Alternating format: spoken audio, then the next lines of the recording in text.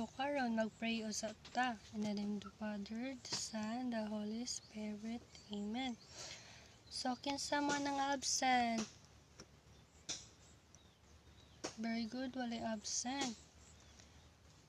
So ako day si Teacher Eloisa Ardinis. Pwede ko niyo tawagon Teacher Ardinis. So ang atong topic karon mas and count nouns. Karong adlaw atong tun-an ang mahitungod sa duha ka importante nga mga kategorya sa mga noun nga mao ang mass noun ug count nouns. Ang mga pulong mao ang pulong nga nagngalan sa mga tawo, lugar, butang o idea. Ang mass ug count nouns makatabang nato nga masabtan kung giunsa nato pagklasipikar ug pag-ihap ang mga nouns sa English. Lesson objectives. By the end of the lesson, student will be able to first define mass and count nouns. Second, differentiate mass and count nouns. Third is perform differentiated activity using examples. So, ang mass noun di ay mao ang nouns nga dili maihap. Ang count nouns mao ang nouns nga pwede maihap.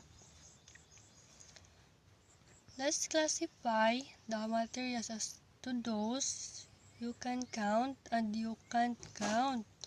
Karon ibutang kini nato nga materials sa usa ka diagram.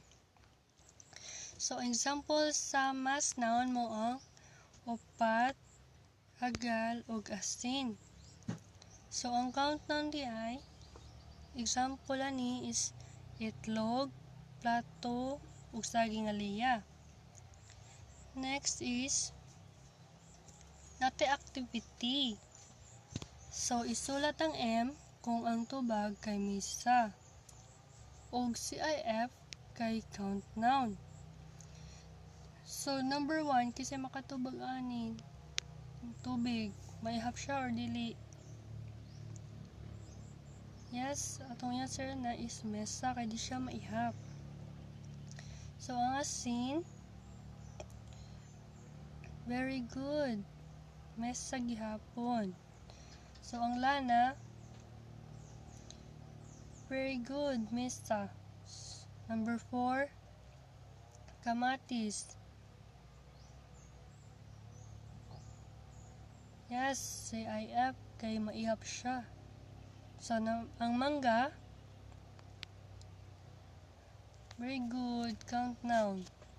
So ang number 6, juice, maihap siya or di? So ang answer nato ani is mesa. So ang number 7 is candy, maihap siya or dili? Very good, maihap. So ang papel, very good, maihap siya. So SCIF. So ang number 9 is ballpen. Very good, count down na siya. So number 10, soy sauce.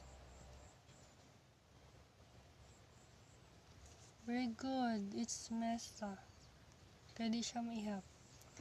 So karon na ako'y assignment na ihatag ninyo. Ikahon ang count noun ug linyahi ang mass noun sa mosunod nga mga pulong.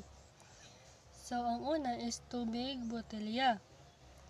Number 2, asin, kutsarita. So number 3, lana, saging. So number 4, buhok, sudlay. Ang number 5, candy ug juice.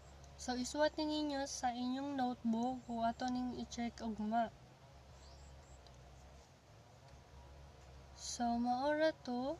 Thank you.